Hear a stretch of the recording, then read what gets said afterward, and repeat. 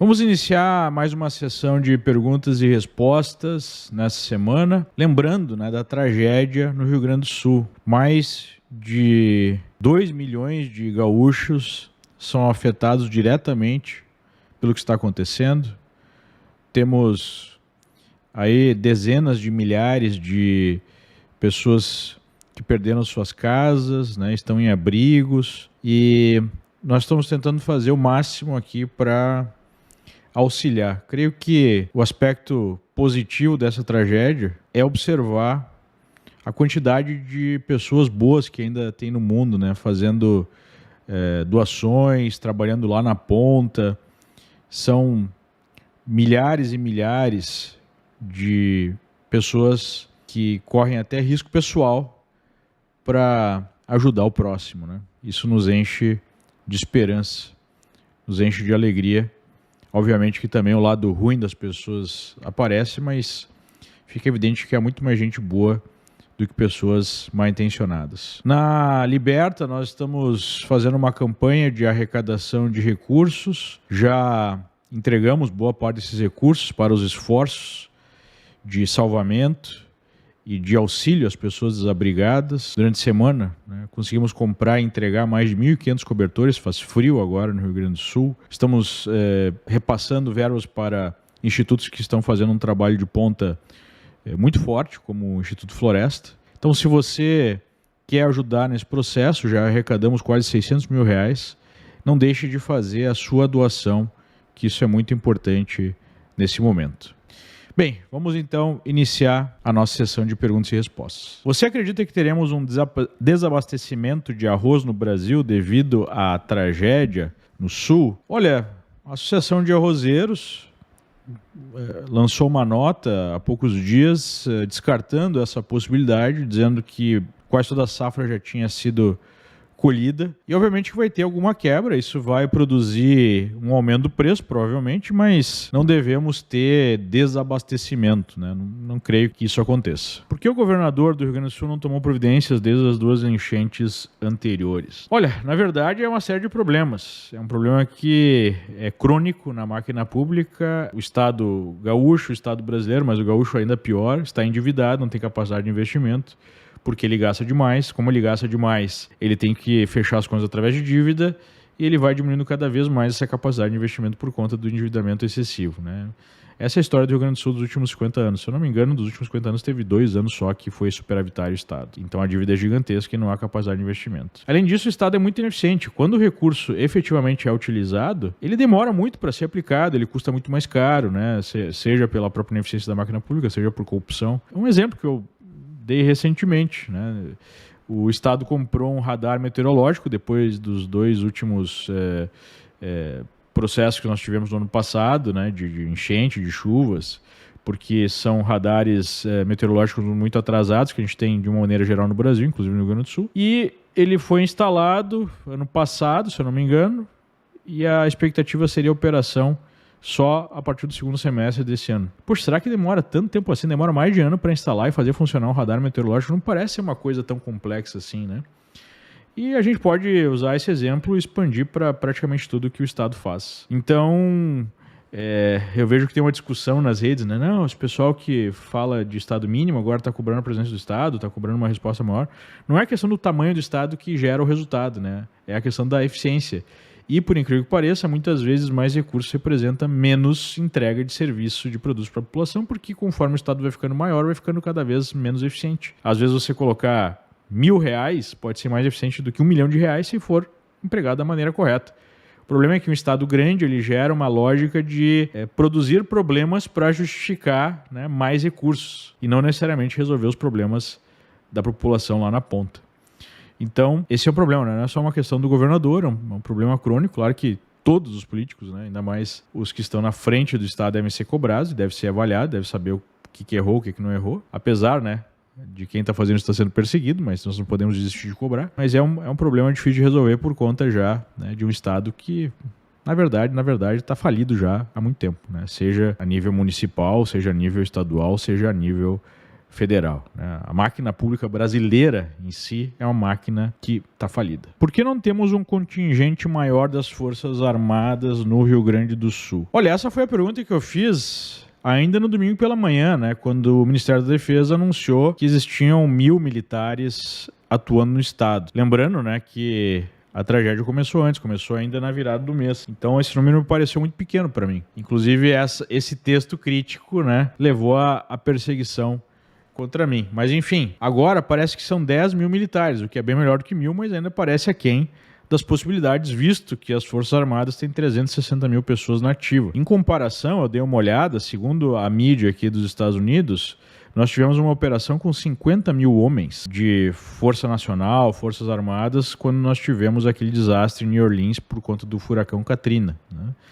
Então acho que, sei lá, né, pensando aqui em 10% da ativa, 36.000 homens, pareceria um número mais razoável. Mas a verdade, né, e é isso que as autoridades não querem assumir, mesmo nas Forças Armadas, é que a capacidade operacional é muito limitada, mesmo com os militares tomando uma fatia significativa do orçamento brasileiro, né? Então eles não querem aí assumir que a capacidade operacional é bastante baixa, né? E a gente está vendo isso agora, infelizmente, no Rio Grande do Sul. Mas, de qualquer forma, já melhorou bastante, de 1.000 para 12.000, já ajuda muito mais, né?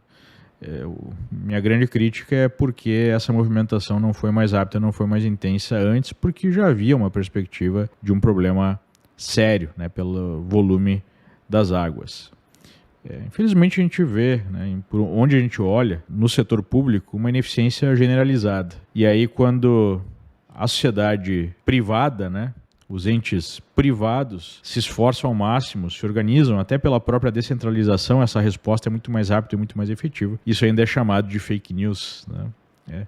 É difícil conviver com esse nível de repressão, porque primeiro eles vêm com a ineficiência, eles vêm com a incapacidade e depois eles vêm com a repressão quando você faz as críticas e faz as cobranças. É coisa típica de Estado totalitário. Quando nós vamos nos livrar do PT? Eu não sei quando é que nós vamos nos livrar do PT, mas será que exatamente o PT é o problema? Porque não me parece, né, que quem está à frente das decisões, à frente dessa tragédia brasileira que nós estamos vivenciando desde a retirada do descondenado, né, da cadeia, não me parece que seja o PT que esteja de fato dando as cartas. Me parece que é uma cooperação entre várias entidades, entre elas o PT. Mas quem dá as cartas mesmo é a velha oligarquia brasileira corrupta e podre. Então, não me parece que simplesmente se livrar do PT vai resolver o nosso problema. Dá para ter esperanças com o SBT? De uma maneira geral é muito difícil, né? Porque tem duas formas do governo federal, que nesse caso, hoje em dia, é um governo que tem claramente uma mentalidade totalitária, uma mentalidade de perseguir as pessoas. Tem duas formas que esse governo pode exercer pressão pelos meios de comunicação. Primeiro que a gente tem que lembrar, né, que a esmagadora maioria dos jornalistas são de esquerda ou de extrema esquerda, então já há uma conexão ideológica em praticamente todos os veículos, tirando raras exceções, a visão desse governo. Mas, tirando isso, nós temos duas formas que o governo pode exercer pressão. Uma é através da oferta de verbas. Então, eles enchem os veículos de verbas publicitárias e aí eles cobram, né, que esses veículos promovam a propaganda do governo. A segunda forma é através de ameaças, né? Ameaça de processo, ameaça de retirada de concessão, ameaças mais variadas para que esses veículos não saiam da linha, né? Então a gente viu que o SBT fez uma matéria lá um pouco mais crítica ao governo e foi um Deus nos acuda, né? Houve pressão de todos os lados, inclusive para retirar essa matéria do ar, né? Então não tenho grandes expectativas em relação a SBT ou qualquer outro veículo dessa grande imprensa que está completamente falida. Mentiras, descaso e incompetência do desgoverno podem ser usados para um processo de impeachment? Pode, né? Um processo de impeachment tem uma lei específica que tem lá os crimes de responsabilidade, mas a gente sabe que é um processo político. Em primeiro lugar, tem que ter vontade política para fazer o impeachment. Então, obviamente que já há motivos, né, variados para impeachment. de um governo que nem deveria existir, mas eu não vejo nesse exato momento um ambiente galvanizado aí para que aconteça um processo de impeachment no curto prazo, né? E se você se refere à questão da resposta à calamidade no Rio Grande do Sul, é muito difícil nesse caso, porque se trata novamente de uma calamidade, né? Apesar de ficar evidente também as falhas e todas as omissões que aconteceram. Me parece que a cobrança que as redes sociais estão fazendo, né, que nós estamos fazendo, surtiram algum efeito no aumento do volume de auxílio, né, e, enfim, velocidade, intensidade desse auxílio, mas especialmente no começo da crise, foi uma resposta muito aquém daquela que seria a necessária, né? Então, o governo está bem atrasado e ainda está atrás da situação, muito atrás da situação. Você acredita que o Supremo se incomodou com o Congresso americano? Não só o Congresso americano, né? Eu acho que foi peça fundamental nessa denúncia que ganhou em escala global a voz do Elon Musk, que utilizou a sua rede, que utilizou o seu canal, que é o X, que é um canal aberto para o público, o sujeito mais rico do mundo, né? Foi lá e falou com todas as letras, que estava havendo censura, que estava havendo perseguição. Ele mesmo se tornou alvo de um inquérito mostrando que ele estava certo em fazer essa denúncia, né? Então, eu creio sim que eles ficaram muito incomodados, porque não tem como negar, né? Não tem como negar o nível de arbitrariedade, não tem como negar que é arbitrário um juiz, por iniciativa própria, abrir um processo, abrir uma investigação contra pessoas que estão criticando esse juiz. Não é correto, não segue o devido processo legal você abrir vários inquéritos, dificultar o acesso, dificultar a defesa, negar às pessoas o seu juízo natural, né? Porque pessoas que não têm foro privilegiado estão sendo investigadas pelo Supremo. Não tem como negar, por exemplo, o absurdo de você ter advogados pessoais do presidente na corte. Não tem como esconder o que está acontecendo, não tem como negar o absurdo, né, de você ter uma pessoa que falou coisas que não deviam, né, como o deputado lá, o Daniel Silveira, pegar 8 anos de cadeia, né, enquanto a gente vê tanta gente no Brasil cometendo crimes e nem mesmo sendo preso. Então, não tem como negar o que está acontecendo, não tem como negar que é direcionada essa perseguição a uma ala específica, né, a um espectro, uma parte específica do espectro político, né, da direita. Então, fica muito evidenciado e, obviamente, que isso gera, sim, uma contenção, porque isso incomoda, né? Não tem como não incomodar, não tem como fazer uma diferença e, de fato, já faz uma diferença. Quais as sanções que poderíamos sofrer após o OEA e os Estados Unidos ver a falta de liberdade aqui? Ainda estamos longe, né, dessa questão das sanções, mas eu não acredito, num primeiro momento, que se acontecer alguma sanção será generalizada contra o Brasil, contra o país. O que os Estados Unidos fazem, usualmente, né, as autoridades fazem, é primeiro impor sanções contra pessoas, contra as próprias autoridades que estariam promovendo essas arbitrariedades, né? Para chegar ao nível de sanção para todo um país é uma coisa muito mais grave, uma coisa que tem que escalar bastante. E eu acho que isso pode acontecer em situações como a Rússia, como o Irã, né, Coreia do Norte. Mas eu vejo ainda essa possibilidade de sanções não contra o Brasil específicas, dependendo das eleições aqui, se o Trump vencer. Se o Trump não vencer, é muito difícil imaginar em qualquer tipo de sanção. De verdade, qual a diferença, qual a chance de a OEA fazer alguma diferença na censura no Brasil? Novamente, né, esses órgãos multilaterais, tipo OEA, tipo a Comissão de Direitos Humanos, né, e outros órgãos que existem, mesmo na ONU, Tribunal Penal Internacional, eles servem muito para fazer pressão política em cima dos países, mas eles não têm um efeito imediato, direto, na maior parte dos casos. Então, eu acho que é muito importante para expor as arbitrariedades, expor, né, as violações aos direitos humanos que estão acontecendo no Brasil, que seguem acontecendo, mas não podemos esperar alguma resposta imediata, né, alguma decisão que possa mudar a situação da noite para o dia. Isso nunca vai acontecer. Mas, como eu disse, já temos alguns efeitos importantes. Eu percebo aí, especialmente do judiciário, uma diminuição no ritmo da censura. Parece que agora é o executivo que está adotando essa postura, né? Nós já vimos aí a perseguição contra pessoas que estão criticando, cobrando, fazendo denúncias, fazendo críticas genéricas contra o governo, né? Inclusive eu mesmo sou alvo de uma investigação por conta de um texto longo que eu fiz fazendo uma crítica geral,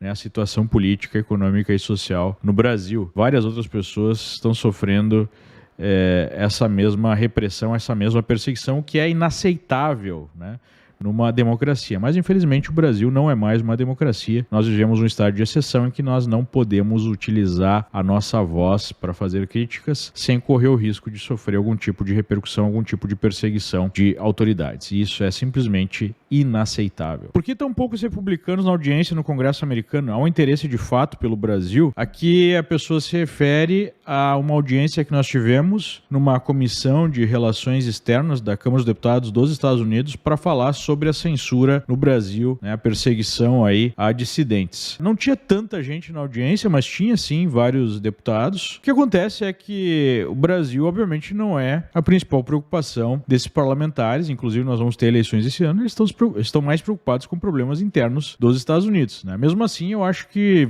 já foi fantástica a possibilidade de ir até o Congresso e poder expor as claras arbitrariedades que estão acontecendo no Brasil, inclusive com deputados republicanos falando diretamente, né, expondo diretamente o que está acontecendo. Então, isso tem um efeito gigantesco de pressão sobre as autoridades brasileiras para que elas passem, né, novamente a respeitar os direitos básicos, os direitos constitucionais dos brasileiros, né? Então, de fato, sim, há uma preocupação com o Brasil, há uma preocupação com a liberdade de expressão. Foi um trabalho muito bem feito pelas pessoas aí, por ativistas conservadores que conseguiram levar essas informações até o Congresso, e creio que é um primeiro passo de um longo processo, né? E já tem efeitos imediatos. A gente está vendo no Brasil que a situação melhorou um pouquinho, né? Claro que está tendo perseguição agora vindo do Executivo, mas me parece que a perseguição que vem do Judiciário deu uma diminuída de volume, né? Então, já vemos aí os efeitos. Com a mudança na presidência do Banco Central no que vem, pode aumentar a impressão do dinheiro. O problema não é nem a questão da impressão de dinheiro, né? O problema é a questão da taxa de juros. Se nós tivermos uma taxa de juros muito frouxa, que é o objetivo do PT, porque o PT busca o quê? O PT busca, neste momento, especialmente agora que há uma oposição forte, que é uma rejeição muito forte, eles precisam criar uma situação de bonança artificial.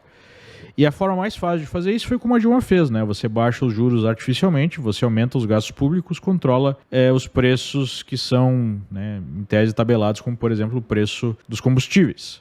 E aí você cria uma bonança no primeiro momento, que vai durar pouco, mas vai ser o suficiente para melhorar a percepção do público sobre o governo, e posteriormente você vai colher uma crise econômica de grandes proporções. Então o que eles querem fazer é baixar o juro na canetada.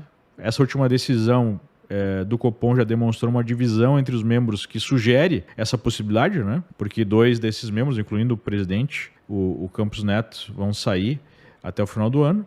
E aí o Lula pode ir à frente, enfim, o PT, com esse plano de baixar juros na canetada para gerar a felicidade da nação, pelo menos por algum tempo, né? Para depois vir a tragédia, mas aí eles acham que vão conseguir dar a volta, vão conseguir pelo menos, sei lá, garantir uma reeleição ou colocar alguém do próprio partido, né? Então sim, existe esse grande risco, né? O que produziria essa diminuição da taxa de juros, além da aceleração da economia? Se isso não é feito da maneira correta, da maneira equilibrada, isso produz inflação. Então você pode ter, num primeiro momento, a economia melhorando, mas ao mesmo tempo você tem um surto inflacionário que destrói o crescimento econômico e a capacidade de compra da população, né? Então esse é o grande risco que nós corremos e é o mercado, né, já respondendo, percebendo isso, por isso que o dólar subiu a partir da decisão do Copom. Se eu ganhasse na loteria aqui no Brasil, como faria para levar a grana para os Estados Unidos? Olha, é uma coisa muito fácil de fazer, né? Digamos que você ganhou, sei lá, 10 milhões de reais da loteria. Esse dinheiro vai entrar na sua conta no Brasil, uma conta bancária. O primeiro passo que você tem que dar é abrir uma conta aqui nos Estados Unidos, uma instituição financeira que aceita conta de estrangeiros. São várias instituições que aceitam, né? Nós trabalhamos com isso, nós trabalhamos aqui na Liberta com esse tipo de serviço. Aberta essa conta, você vai ter que fazer uma operação de câmbio.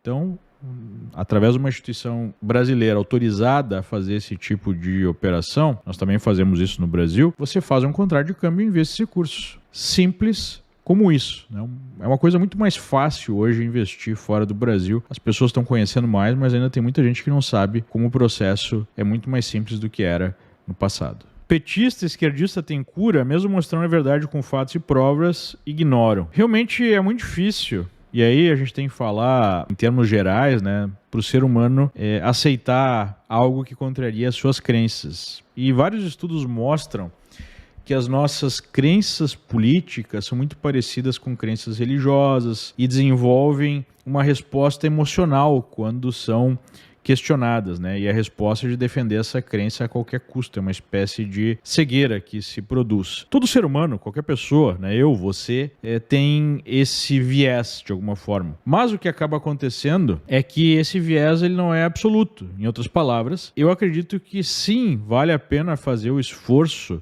de convencimento de uma maneira racional ou com outros subterfúgios, para abrir a mente das pessoas. É mais ou menos aquele velho ditado, né? Água mole em pedra dura, tanto bate até que fura. No começo a reação é negar. Eventualmente tem pessoas que conseguem enxergar. Eu já consegui converter muita gente nesse sentido, até pessoas próximas que tinham uma oposição completa àquilo que eu falava e hoje concordam comigo. Às vezes nem mudando exatamente, né, de esquerda para direita, coisa assim, mas já tem um nível mais aberto de, né, aceitar certos fatos. Então é um processo complicado, mas via de regra eu tento falar não para um público que já é 100% opositor, que é muito mais difícil, mas para falar com aqueles, né, para dialogar com aqueles que são mais no centro, estão mais em cima do muro. Eu acho que essas pessoas são mais fáceis de serem convertidas, né, ou melhor colocando, de terem os seus olhos abertos. O que o Brasil precisa para ser melhor? O Brasil precisa de algo. Eu acho até que já está em andamento, apesar do processo ser longo. As pessoas de bem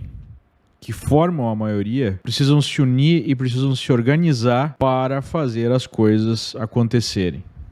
Creio que esse é o principal aspecto. A gente pode ficar horas aqui falando sobre tudo o que precisa ser feito, mas eu acho que a primeira decisão é você identificar pessoas que pensam como você, organizar essas pessoas e, com essa organização, produzir mudanças. Seja na questão política, seja na questão econômica, seja nas ações, né, nos empreendimentos. Eu creio que essa é a principal tarefa. Então, se você está em casa, onde você estiver acompanhando, pense, de que forma eu poderia me organizar melhor com outras pessoas que pensam que nem eu para abrir um negócio, para cobrar, né, o meu prefeito, os meus vereadores. Como é que eu posso me organizar aqui para fazer algo positivo para a sociedade? Como é que nós podemos nos organizar, por exemplo, para, sei lá, melhorar a vida aqui da nossa vizinhança, da nossa comunidade? Eu creio que essa iniciativa pode transformar o Brasil para sempre, né? Vai demorar, mas já vejo alguns sinais que dão um certo otimismo.